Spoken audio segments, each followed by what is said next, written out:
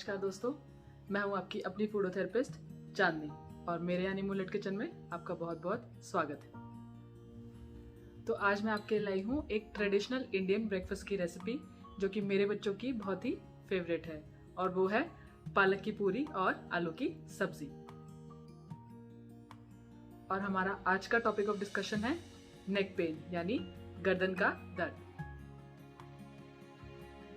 तो दोस्तों, वैसे तो गर्दन के दर्द कई प्रकार के होते हैं, पर उसमें से आजकल के हिसाब से जो सबसे ज्यादा कॉमन और सबसे ज्यादातर पाया जाता है वो है पोस्चरल नेक पेन, यानी कि कोई भी काम करते वक्त हम अपनी गर्दन को किस तरह से इस्तेमाल करते हैं उसकी वजह से होने वाला गर्दन का दर्द। जब हम कोई भी काम करते हैं, चाहे वो बैठने का हो या वो लेटने का हो, उसमें हम बिल्कुल भी इस बात पर ध्यान नहीं देते कि हमारी गर्दन किस पोजीशन में है, क्या वो ज्यादा झुकी हुई है या फिर थोड़ी इस तरह से आगे को निकली हुई है, या फिर किसी एक तरफ ज्यादा झुकी हुई है या पीछे की तरफ ज्यादा झुकी हुई है। सबसे पहले मैं आपको बताना चाहूंगी कि गर्दन को सही तरीके से रखने का तरीका क्या है।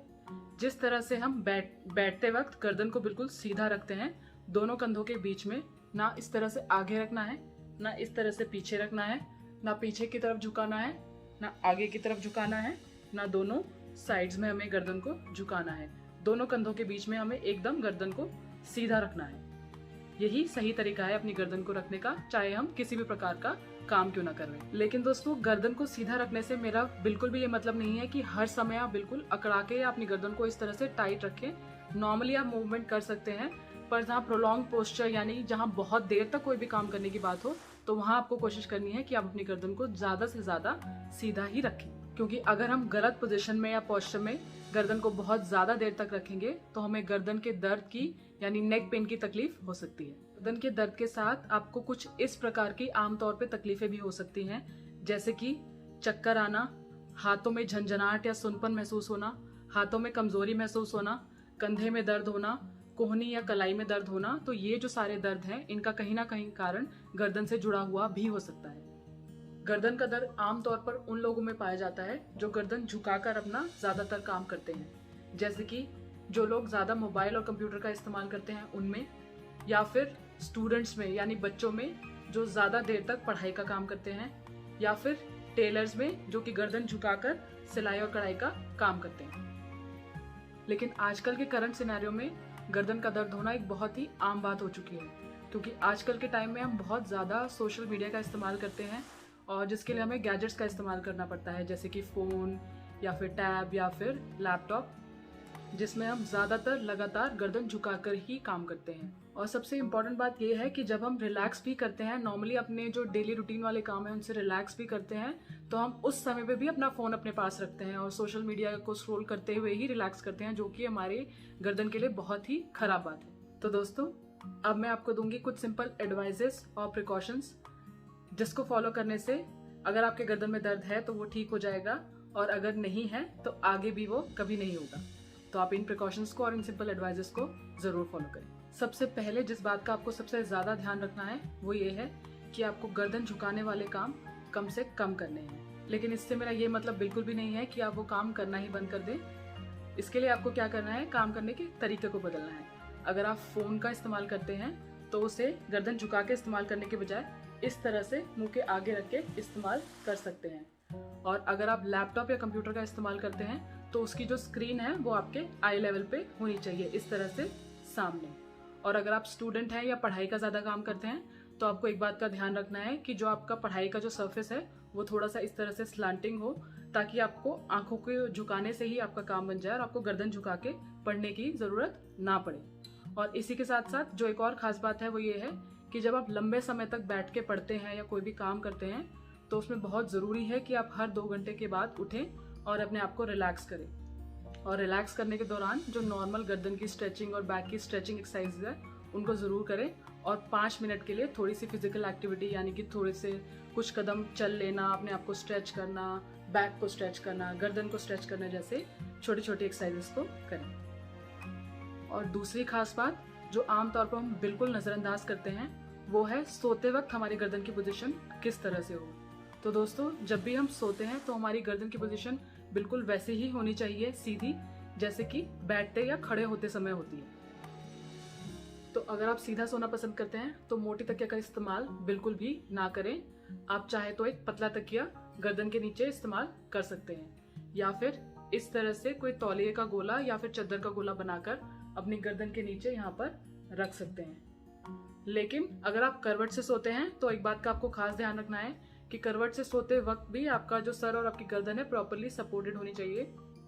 उसके लिए आपको एक मोटे तकिए का इस्तेमाल करना होगा, जिसकी वजह से जो हमारे कंधे और हमारे कान के बीच का जो डिस्टेंस है वो मेंटेन रहे और हमारी गर्दन करवट से सोते वक्त भी बिल्कुल सीधी रहे। दोस्तों, अगर आपको गर्दन का दर्द नहीं भी है तो भी आपको एक बात का खास ख्याल रखना है कि आपको ज़्यादा से ज़्यादा गर्दन झुकाने वाले काम नहीं करने हैं और प्रॉपर पोस्चर में अपनी गर्दन को रखकर ही सारे काम करने हैं। और साथ ही साथ जब आप लेटते हैं, चाहे आप उस टाइम टीवी देख रहे हों या फिर लेट कर कुछ पढ़ रहे हों, तो एक बात का खास ख्याल रखें कि अगर आप तकिया यूज़ करते हैं तो आपका तकिया पूरा सर से लेके यहाँ ऊपर कंधे तक पूरा कवर करना चाहिए, ताकि जो आपकी गर्दन है वो अच्छे से सपोर्ट हो सके नॉर्मल डेली रूटीन में भी। और जैसा कि मैं हमेशा कहती हूँ कि प्रिकॉशंस और एडवाइजेस के साथ साथ बहुत ज़रूरी है एक्सरसाइज। तो जिस तरह से हम बाकी जॉइंट्स की एक्सरसाइज करते हैं उसी तरह से गर्दन की एक्सरसाइज करना भी बहुत ही इम्पॉर्टेंट है। गर्दन की कुछ बहुत ही सिंपल और ईजी एक्सरसाइज हैं जिन्हें आसानी से आप घर पर कर सकते हैं, और उन एक्सरसाइजेस के बारे में मैं आपको बताऊंगी अपने अगले वीडियो में। तो दोस्तों, मैं ये उम्मीद करती हूँ कि आप मेरी दी गई एडवाइजेस और प्रिकॉशंस को ज़रूर फॉलो करेंगे और अपने गर्दन के दर्द को कम करेंगे और साथ ही साथ उसे होने से रोक सकेंगे। तो आज के लिए बस इतना है। तो चलिए अब शुरू करते हैं हमारी आज की रेसिपी, जो कि है पालक की पूरी और आलू की सब्जी। आलू की सब्जी बनाने के लिए यहाँ हमने ले लिए हैं 3 मीडियम साइज़ के बॉइल्ड आलू, 2 मीडियम साइज़ के टमाटर चॉप किए हुए, 2 हरी मिर्च चॉप की हुई और आधा इंच अदरक का टुकड़ा ग्रेट किया हुआ। और यहाँ मैंने अब इन आलूओं को अच्छे से छील लिया है। तो अपन 3 आलूओं में से 2 आलूओं को मोटा मोटा मैश करेंगे और तीसरे आलू को अच्छे से एकदम बारीक मैश करेंगे। जो हम तीसरा आलू है वो बारीक इसलिए मैश करें ताकि हमारी जो ग्रेवी है वो अच्छे से थिक बनकर तैयार हो। तो इस तीसरे आलू को हम अच्छे से बिल्कुल बारीक पूरी तरह से मैश कर लेंगे। आलू हमारे अच्छे से मैश हो गए हैं, तो चलिए अब हम अपनी सब्ज़ी बना लेते हैं। तो उसके लिए यहाँ मैंने एक कढ़ाई ले ली है। इसमें अब हम डालेंगे 1 टेबलस्पून रिफाइंड ऑयल। तेल को अच्छे से गर्म होने देते हैं। इसमें अब हम डालेंगे आधा छोटा चम्मच ज़ीरा और उसे अच्छे से थोड़ी देर के लिए भूनने देंगे। इसी के साथ साथ अब हम इसमें ऐड करेंगे 1/4 छोटा चम्मच हींग। दोस्तों, हींग डालना इस सब्ज़ी में बहुत ज़रूरी है क्योंकि हींग से एक बहुत ही बढ़िया फ्लेवर आता है आलू की सब्ज़ी में। अब हम इसमें ऐड कर लेंगे हमारा बारीक चॉप किया हुआ टमाटर, चॉप की हुई हरी मिर्च और साथ ही साथ हमारी ग्रेट की हुई अदरक भी। और इसे अब हम थोड़ी देर के लिए अच्छे से भून लेंगे जब तक कि हमारे टमाटर जो हैं वो पूरी तरह से गल ना जाए। टमाटरों को भूनते हुए तकरीबन 2 मिनट हो चुके हैं। तो देखिए अब हमारे टमाटर जो हैं वो अच्छे से एकदम गल गए हैं और अच्छे से पक गए हैं। तो अब हम इसमें ऐड करेंगे 1 छोटा चम्मच नमक या नमक स्वाद अनुसार, आधी छोटा चम्मच हल्दी पाउडर, आधा छोटा चम्मच पिसा हुआ धनिया और आधा छोटा चम्मच लाल मिर्च पाउडर। अब इसे भी हम कुछ सेकंड के लिए भून लेंगे जब तक हमारे जो सूखे मसाले हैं वो अच्छे से भुन ना जाएं। और अब आखिर में हम इसमें ऐड करेंगे 1 चम्मच भुनी हुई कसूरी मेथी। कसूरी मेथी एक बहुत ही अच्छी खुशबू और फ्लेवर हमारी आलू की सब्ज़ी को देती है। इसे भी हल्का सा भून लेते हैं। दोस्तों, क्योंकि मैं ये डिश ब्रेकफास्ट के लिए बना रही हूँ तो इसमें हम बहुत ज़्यादा मसाला ऐड नहीं करेंगे। आप चाहें तो इसमें गरम मसाला भी ऐड कर सकते हैं, जो कि मैं नहीं कर रही हूँ। तो अब हम इसमें डाल लेते हैं हमारे मैश किए हुए आलू और इसे अच्छे से चलाते हुए कुछ सेकंड के लिए भून लेते हैं ताकि मसाला हमारे आलूओं के साथ अच्छे से मिक्स हो जाए। और अगर आप आलू की सब्ज़ी को एकदम तीखा और चटपटा बनाना चाहते हैं तो आप इसमें ऐड कर सकते हैं थोड़ा सा आमचूर, थोड़े से खड़े गरम मसाले और साथ ही साथ थोड़ा सा गरम मसाला पाउडर भी। तो हमारे आलू भी अब अच्छे से भुन चुके हैं। इसमें अब हम ऐड कर लेंगे 1 से 1.5 कप पानी।